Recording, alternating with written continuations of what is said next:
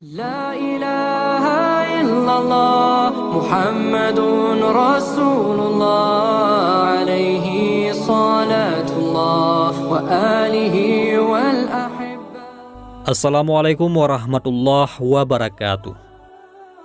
Allahumma sholli ala Sayyidina Muhammad wa ala ali Sayyidina Muhammad.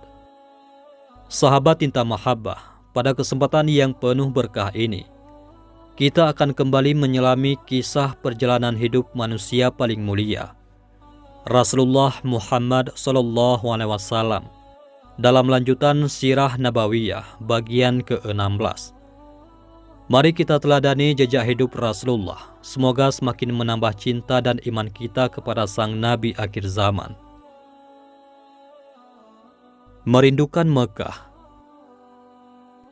Dapatkah kita bayangkan perasaan kaum muhajirin yang terusir paksa dari Mekah, tanah kelahiran mereka sendiri? Rasa rindu akan Mekah semakin lama semakin besar. Banyak sekali hal yang membuat kaum muhajirin merasa demikian, sebab Mekah bukan sekedar tempat lahir, melainkan juga merupakan kota yang luar biasa. Di Mekah terdapat Ka'bah, yakni rumah Allah yang dibangun oleh Nabi Ibrahim alaihissalam, tempat para penduduk dan bahkan seluruh orang Arab berziarah. Kewajiban berziarah ke Mekah sudah begitu mendarah daging dalam diri orang Arab, baik itu muslim maupun bukan. Kewajiban suci itu tidak bisa dilepaskan begitu saja, meski orang Quraisy pasti akan mencegah kedatangan setiap muslim. Selain itu, di Makkah masih tertinggal keluarga yang mereka cintai, walaupun masih dalam kehidupan syirik karena menyembah berhala. Keluarga inilah yang sudah sangat ingin mereka ajak ke dalam kehidupan Islam. Di Mekah pula masih tertinggal harta benda dan barang perdagangan yang disita Quraisy tatkala mereka berhijrah.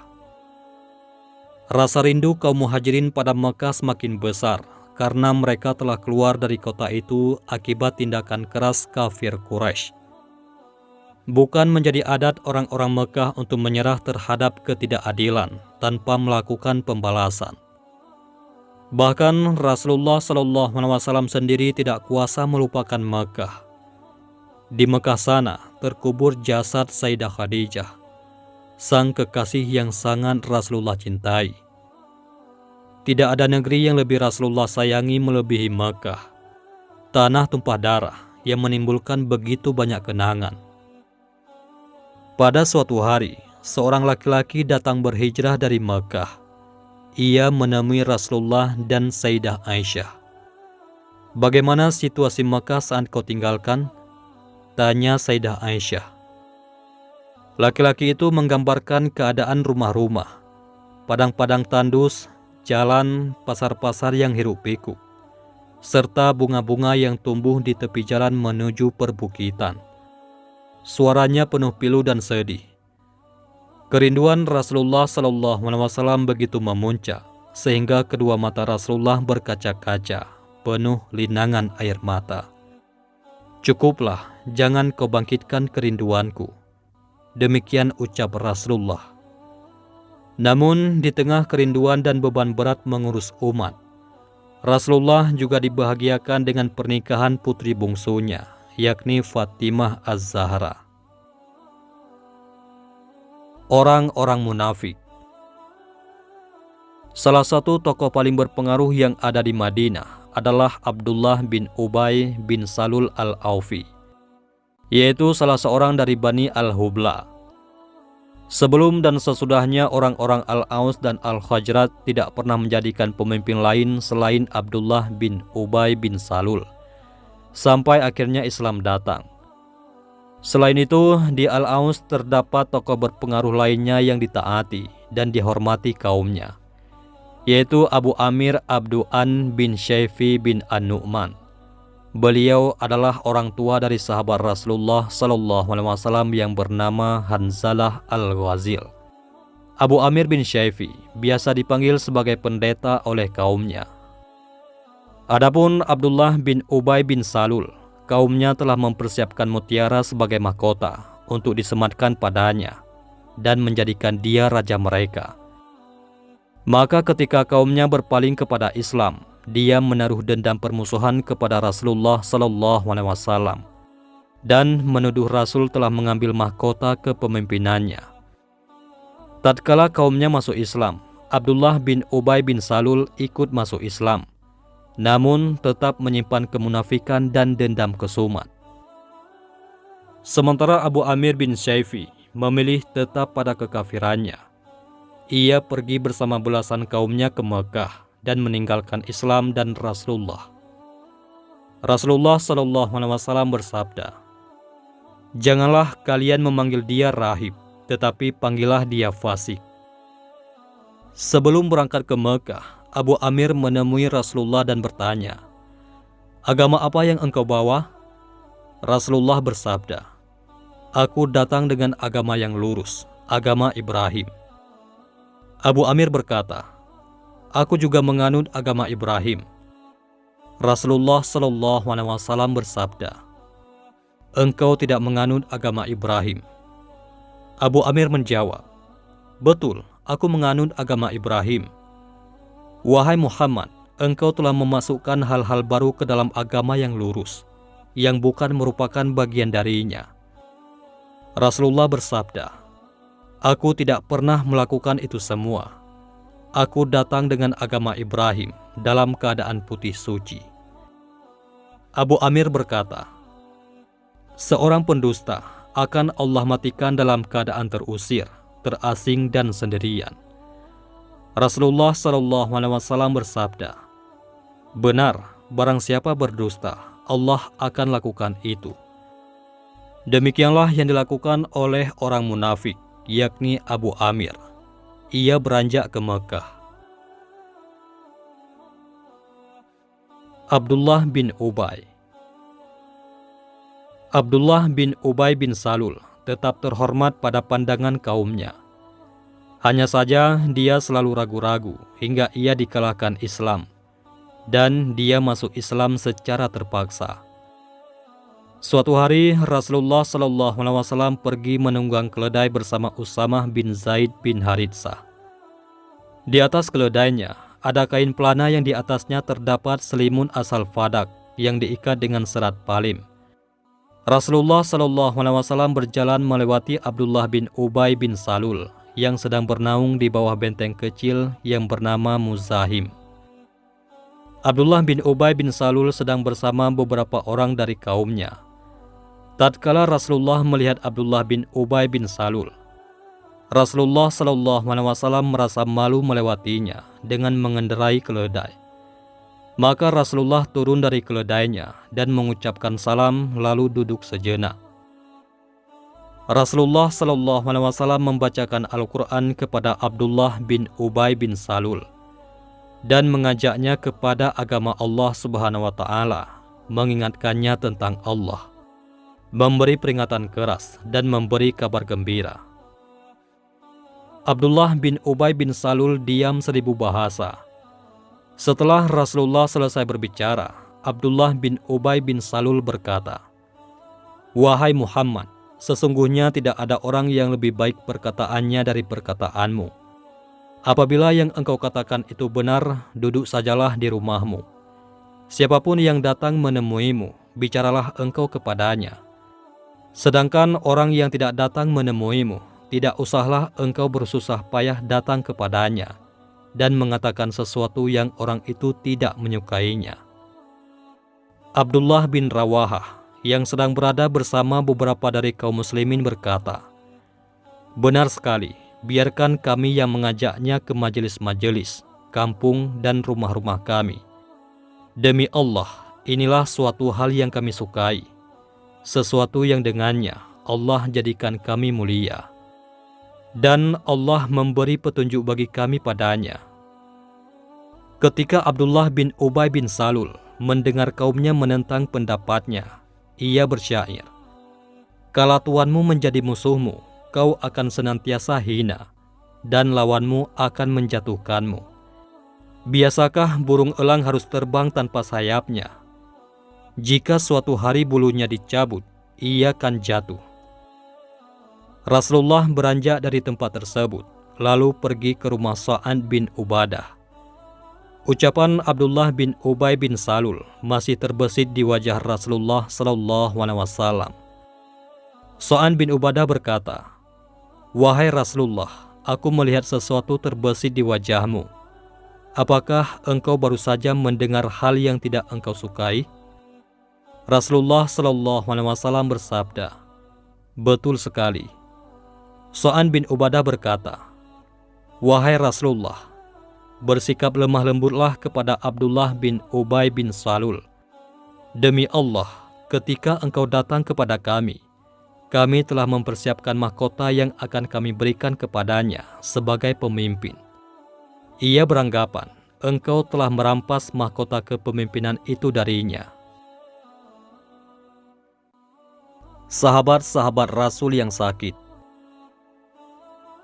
Aisyah radhiyallahu anha mengisahkan saat Rasulullah sampai di Madinah. Madinah kala itu merupakan bumi Allah yang paling potensial untuk wabah penyakit demam. Dampaknya, banyak sahabat Rasulullah SAW yang terjangkit sakit demam. Allah Subhanahu wa Ta'ala menjaga Rasulullah SAW sehingga Rasulullah tidak terjangkit wabah demam. Abu Bakar, Amir bin Fuhairah, dan Bilal bin Rabah tinggal satu rumah. Mereka semua terjangkit wabah demam. Lalu Sayyidah Aisyah menjenguk mereka. Peristiwa ini terjadi saat hijab belum diwajibkan. Mereka bertiga diserang demam tinggi yang hanya Allah Subhanahu wa Ta'ala yang tahu. Sayyidah Aisyah mendekat kepada Abu Bakar dan bertanya, "Bagaimana kabarmu wahai ayahanda?"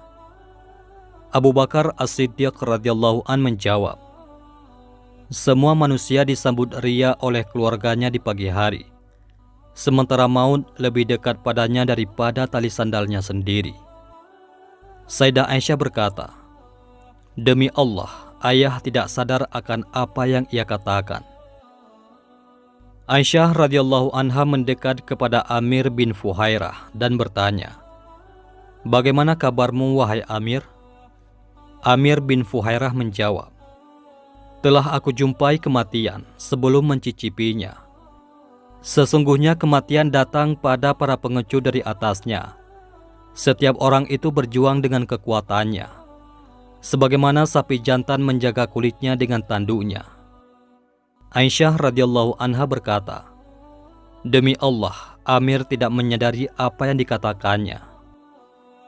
Adapun Bilal, bila demam menyerangnya, ia berbaring di emperan rumah dengan mengangkat suaranya sambil berkata, "Wahai, bisakah aku kembali bermalam di Fakkah, yaitu tempat di luar Makkah? Sementara di sekitarku terdapat Izkir dan Jalil, yakni nama tumbuh-tumbuhan di Makkah. Mampukah suatu saat aku berada di mata air Majannah? Adakah gunung Syammah dan gunung Tafir terlihat olehku?" Sayyidah Aisyah radhiyallahu anha lalu menceritakan apa yang ia dengar kepada Rasulullah SAW. Doa untuk para sahabat.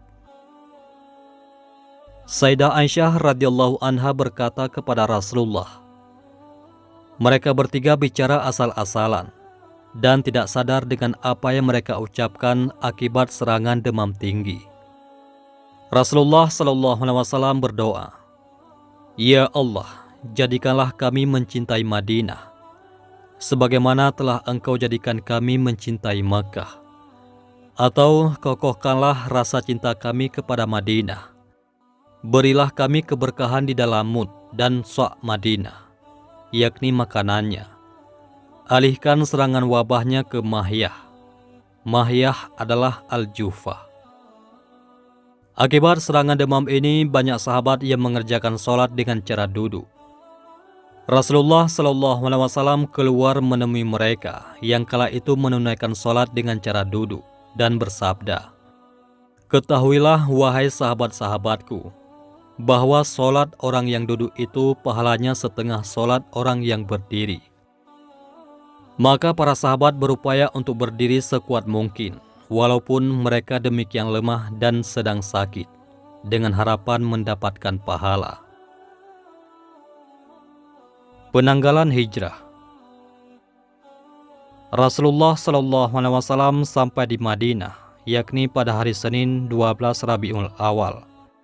Pada saat waktu duha berakhir, saat matahari tidak begitu panas.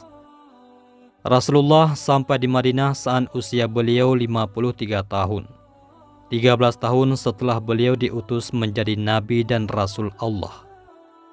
Rasulullah Shallallahu Alaihi Wasallam tinggal di Madinah pada akhir Rabiul Awal, Rabiul Akhir, Jumadil Ula, Jumadil Akhir, Rajab, Sya'ban, Ramadan, Syawal, Dzulqa'dah, dan Dzulhijjah. Pada bulan-bulan inilah dan bulan Muharram tahun berikutnya, Rasulullah tidak berperang melawan kaum musyrikin. Pada bulan Safar, tepat setahun setelah kedatangan Rasulullah ke Madinah, beliau keluar untuk berperang dan berjihad untuk melawan musuhnya, sesuai yang Allah Subhanahu wa Ta'ala perintahkan, serta memerangi orang-orang musyrik. Rasulullah Shallallahu Alaihi Wasallam menunjuk Sa'ad bin Ubadah sebagai penggantinya di Madinah selama beliau berada di medan jihad. Diizinkan berperang. Dalam situasi genting yang dapat mengancam eksistensi kaum muslimin di Madinah, di mana kaum Quraisy tidak sadar dari kesesatannya dan sama sekali tidak mau menghentikan kejahatannya, Allah Subhanahu wa Ta'ala mengizinkan kaum muslimin untuk berperang. Allah Subhanahu wa Ta'ala berfirman, "Telah diizinkan berperang bagi orang-orang yang diperangi, karena sesungguhnya mereka telah dianiaya. Dan sesungguhnya Allah benar-benar Maha Kuasa menolong mereka itu." Al-Quran Surah Al-Hajj ayat 39. Ayat tersebut turun dalam rangkaian ayat yang menunjukkan kepada mereka bahwa izin tersebut hanyalah untuk menyingkirkan kebatilan dan menegakkan syiar-syiar Allah, yaitu orang-orang yang jika kami teguhkan kedudukan mereka di muka bumi, niscaya mereka mendirikan sholat, menunaikan zakat, menyuruh berbuat ma'ruf dan mencegah dari perbuatan yang mungkar. Dan kepada Allah lah kembali segala urusan. Al-Quran Surah Al-Hajj ayat 41. Sikap bijak harus diambil untuk menghadapi kondisi saat itu, di mana sumber utamanya adalah kekuatan dan kesewenang-wenangan kaum Quraisy. Kaum muslimin harus membentang kekuasaan mereka pada jalur perdagangan dari Mekah ke Syam. Dalam hal ini, Rasulullah Shallallahu Alaihi Wasallam menempuh dua langkah. Pertama, mengadakan perjanjian persekutuan atau perjanjian untuk tidak melakukan permusuhan dengan kabilah-kabilah yang berdekatan dengan jalur perdagangan itu. Di samping itu, mengadakan perjanjian persekutuan atau tidak mengadakan permusuhan dengan kabilah Juhairah sebelum melakukan kegiatan militer.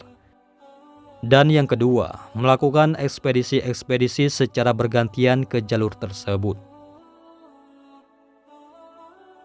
Peperangan dan ekspedisi sebelum Badar. Untuk melaksanakan kedua langkah tersebut, kaum muslimin mulai melakukan gerakan-gerakan militer. Mereka melakukan patroli militer yang bertujuan menyingkap dan mengenal jalan-jalan yang mengelilingi Madinah, serta jalan-jalan yang dapat mengantarkan ke Mekah.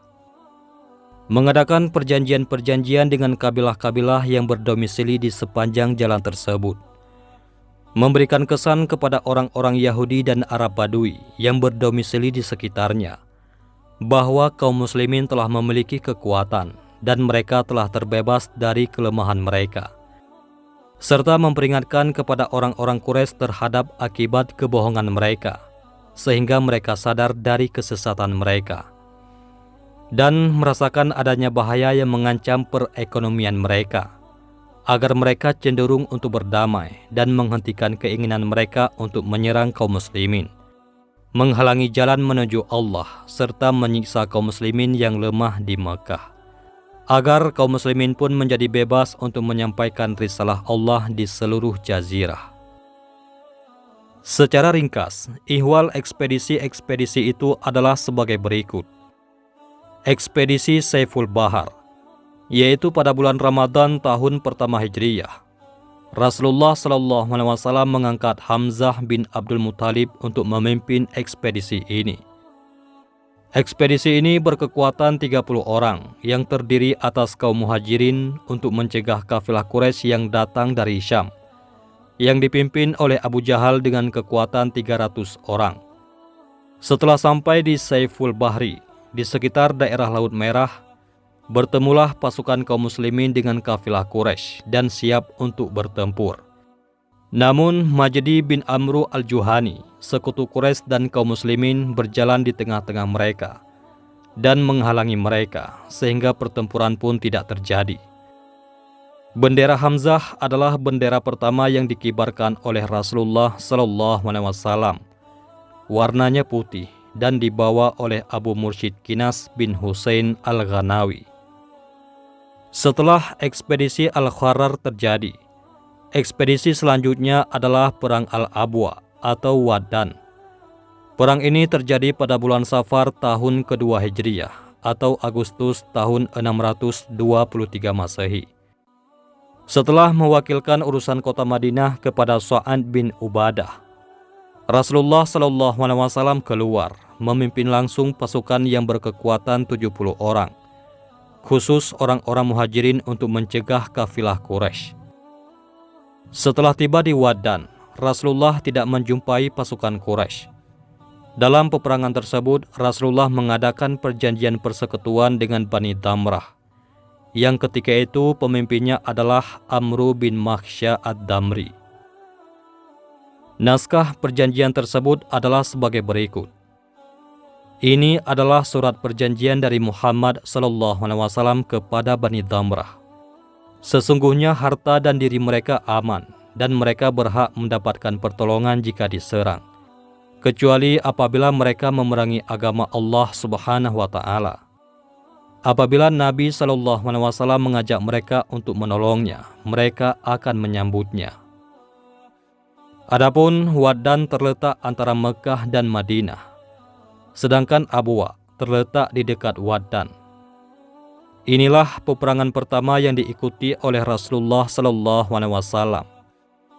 Kepergian Rasulullah itu selama 15 malam, benderanya berwarna putih, dan pembawanya adalah Hamzah bin Abdul Muthalib.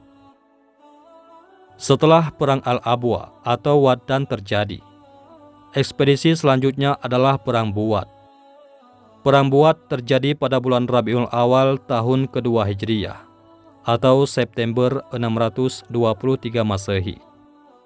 Rasulullah SAW keluar memimpin pasukan berkekuatan 200 orang dari para sahabatnya, yaitu untuk mencegah kafilah Quraisy yang berkekuatan 100 orang di bawah pimpinan Umayyah bin Khalaf.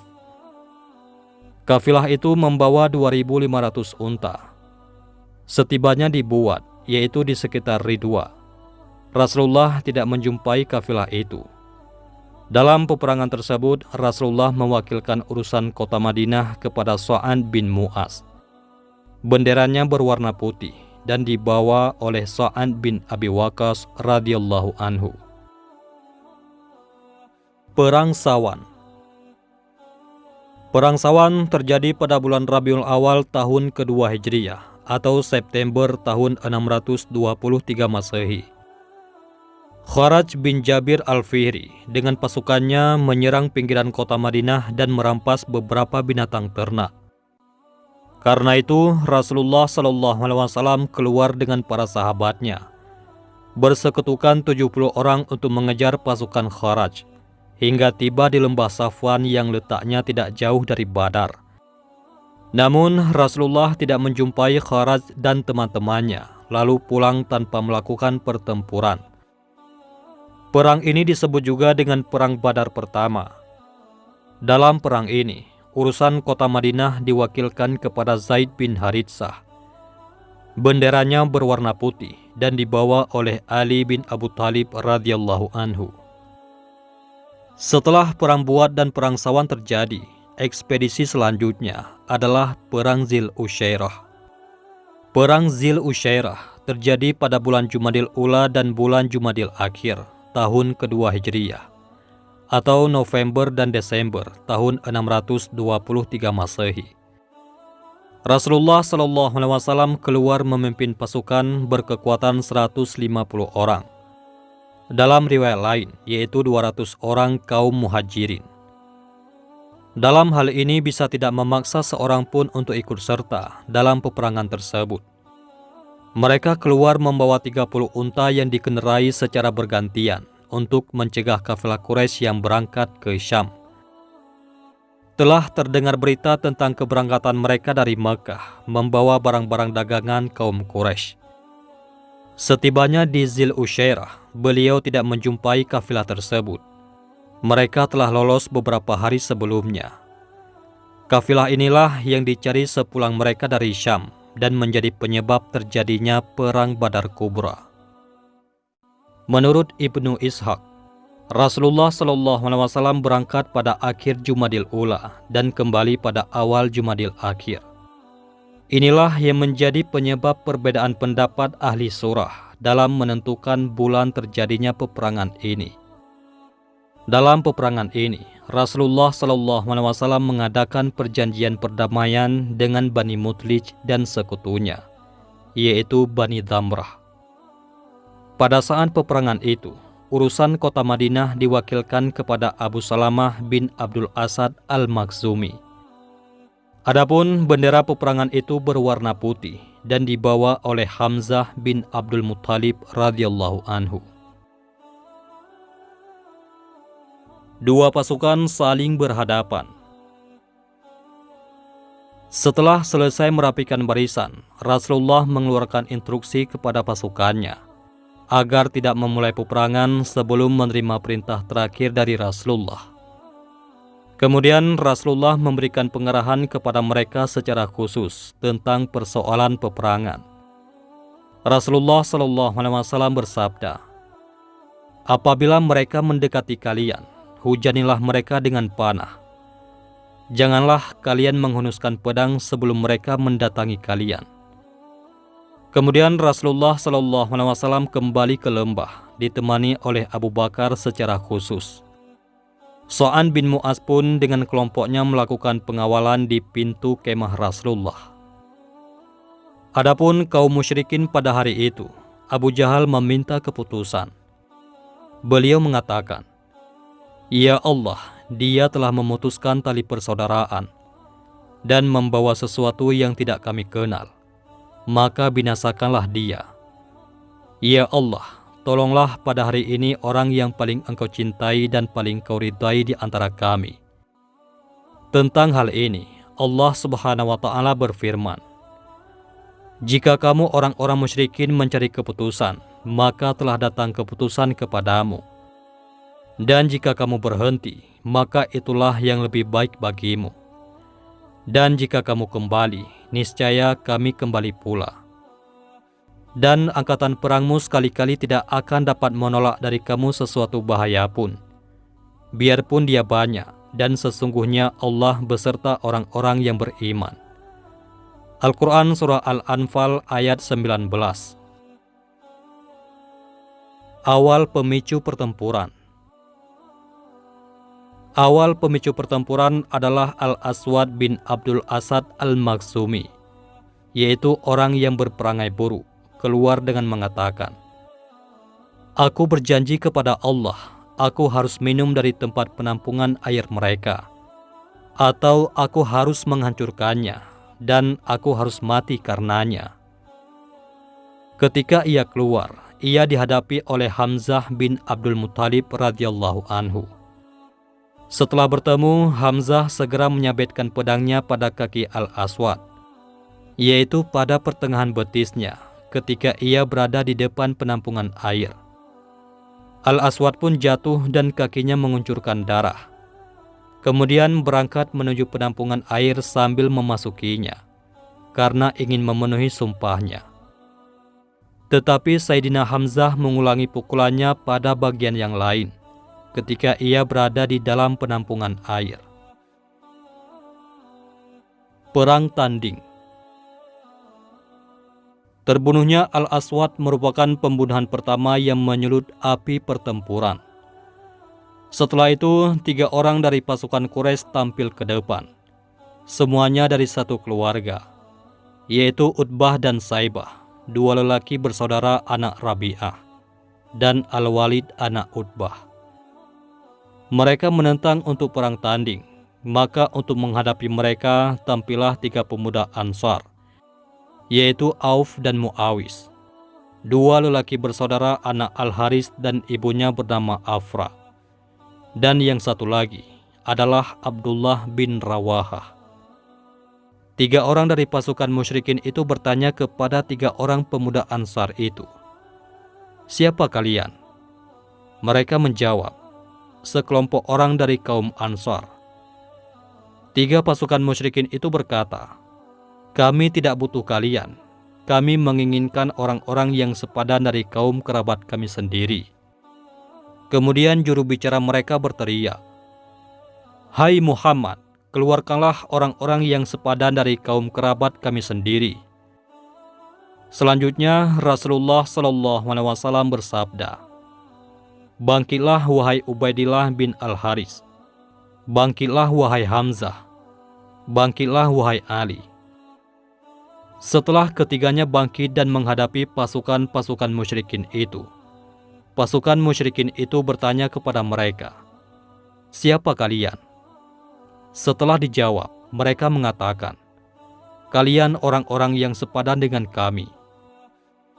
Ubaidillah radhiyallahu an, orang yang tertua di antara mereka, tampil berperang tanding dengan Utbah bin Rabi'ah. Sayyidina Hamzah melawan Syaibah dan Sayyidina Ali melawan Al-Walid. Hamzah dan Ali tidak menemui kesulitan untuk membunuh lawannya. Utbah dan kawannya masing-masing berhasil melukai lawannya. Kemudian Sayyidina Ali dan Sayyidina Hamzah menyerang Utbah dan berhasil membunuhnya, lalu mengangkut Ubaidillah yang terputus kakinya. Ubaidillah radhiyallahu an senantiasa diam sampai mati syahid di Safra setelah 4 atau 5 hari dari perang Badar dan dalam perjalanan pulang menuju Madinah. Sayyidina Ali berkata bahwa ayat berikut ini turun berkenaan dengan mereka. Inilah 2 golongan, golongan mukmin dan golongan kafir yang bertengkar. Mereka saling bertengkar mengenai Tuhan mereka. Maka orang-orang kafir akan dibuatkan untuk mereka pakaian-pakaian dari api neraka. Disiramkan air yang sedang mendidih di atas kepala mereka. Al-Quran Surah Al-Hajj ayat 19. Serangan umum. Perang tanding tersebut merupakan permulaan yang buruk bagi kaum musyrikin. Mereka kehilangan 3 pemimpin sekaligus. Maka meluaplah kemarahan mereka, kemudian menyerang kaum muslimin secara serentak. Adapun kaum muslimin setelah meminta pertolongan kepada Rabb mereka, mengikhlaskan niat kepadanya dan merendahkan diri kepadanya, mereka menerima serangan dari kaum musyrikin secara bertubi-tubi dengan sikap bertahan. Tetapi mereka berhasil memberikan banyak kerugian kepada kaum musyrikin. Mereka meneriakkan kata-kata, "Ahad, Ahad." Rasulullah memohon pertolongan kepada Rabb-Nya. Rasulullah SAW sendiri sekembalinya dari mengatur barisan, Rasulullah memohon kepada Rabb-Nya pertolongan yang telah dijanjikannya. Rasulullah memohon, "Ya Allah, tunaikanlah apa yang telah Engkau janjikan kepadaku. Ya Allah, sesungguhnya aku memohon janjimu." Ketika perang berkecamuk, beliau berdoa, "Ya Allah, kalau pasukan kaum muslimin ini sampai binasa hari ini, Engkau tidak akan disembah lagi oleh manusia. Wahai Allah, jika Engkau menghendaki, Engkau tidak disembah lagi setelah ini." Rasulullah bersungguh-sungguh dalam memohon sehingga kain selendangnya jatuh dari pundaknya. Kain itu kemudian disampirkan kembali oleh Abu Bakar As-Siddiq radhiyallahu an ke pundak beliau seraya berkata, "Wahai Rasulullah, cukuplah permohonanmu kepada Rabb-Mu." Kemudian Allah Subhanahu wa Ta'ala wahyukan kepada para malaikatnya, "Ingatlah ketika Tuhanmu mewahyukan kepada para malaikat, sesungguhnya aku bersama kamu, maka teguhkan pendirian orang-orang yang telah beriman. Kelak akan aku jatuhkan rasa ketakutan ke dalam hati orang-orang kafir. Maka penggalah kepala mereka dan pancunglah tiap-tiap ujung jari mereka. Al-Quran Surah Al-Anfal ayat ke-12. Jumat 17 Ramadan. Seorang pemuka Quraisy bernama Utbah bin Rabi'ah tiba-tiba berpendapat bahwa berperang sekarang tidak ada gunanya. Abu Jahal kembali mengamuk. Ia yang menjuluki Utbah sebagai penakut. Pertengkaran itu terlihat dari jauh oleh Rasulullah SAW dan pasukannya. Perlahan keyakinan mereka akan pertolongan Allah semakin kuat. Pendapat Utbah dibicarakan secara kilat oleh para pemuka Quraisy. Merasa malu jika mundur setelah berhadapan, para pemuka Quraisy memutuskan untuk maju bertempur. Apalagi saat itu pasukan Quraisy jauh lebih banyak dengan persenjataan yang jauh lebih kuat.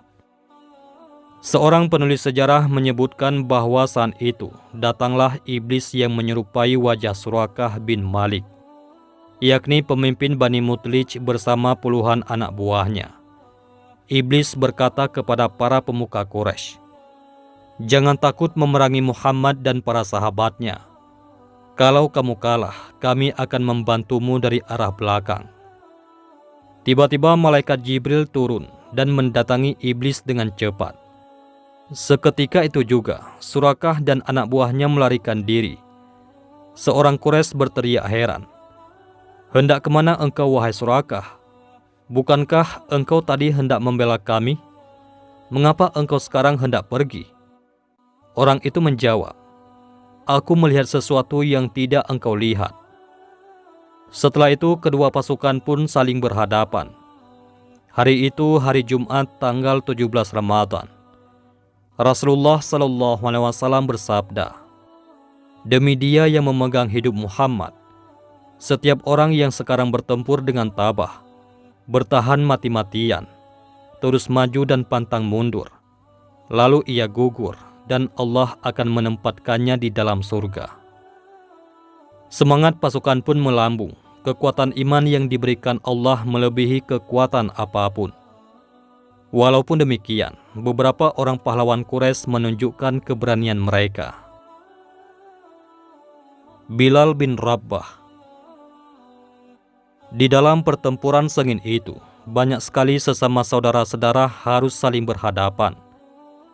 Beberapa orang pasukan Muslim menahan pedangnya agar tidak mengenai saudara-saudara mereka dari pihak Quraisy. Namun, beberapa pahlawan yang imannya telah begitu kuat tidak lagi peduli dengan siapa mereka berhadapan.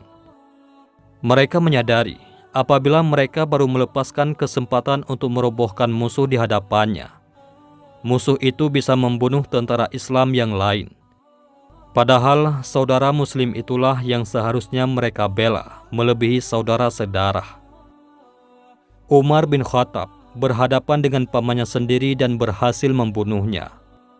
Ali bin Abi Thalib berhasil membunuh beberapa orang saudaranya. Abu Ubaidah bin Jarrah berhadapan dengan ayahnya. Abu Ubaidah mencoba mengingatkan agar ayahnya pergi menjauh, tapi sang ayah malah berdiri menghadangnya dengan pedang terhunus. Mereka kemudian bertarung dan Abu Ubaidah berhasil mengalahkan ayahnya sendiri. Bilal bin Rabah menemukan bekas majikannya, yaitu Umayyah bin Khalaf, yang dahulu pernah menyiksanya habis-habisan. Bilal mendekat dengan cepat. Melihat mata Bilal yang menatapnya dengan sangat tajam, Umayyah ketakutan. Kemudian ia meminta perlindungan seorang sahabat Rasulullah SAW yang bernama Abdurrahman bin Auf. Di Mekah, dulu Abdurrahman adalah sahabat baik Umayyah. Abdurrahman radhiyallahu an pun melindungi Umayyah dan hendak menjadikannya tawanan perang yang sudah menyerah. Namun Bilal memprotes sambil berteriak, "Saudara-saudara Muslim, ini dia Umayyah bin Khalaf, si gembong kekafiran." Orang-orang yang dahulu pernah disiksa Umayyah berlari mendekat. Mereka memprotes tindakan Abdurrahman bin Auf radhiyallahu an. "Tidak akan selamat aku jika Umayyah masih hidup. Demikian tekad kuat Bilal bin Rabah. Akhirnya, Umayyah menerima tantangan Bilal bin Rabah untuk berduel. Keduanya bertarung dengan pedang terhunus. Sayyidina Bilal berhasil menusukkan pedangnya ke celah baju besi Umayyah dan mengalahkannya. Wallahu a'lam bissawab.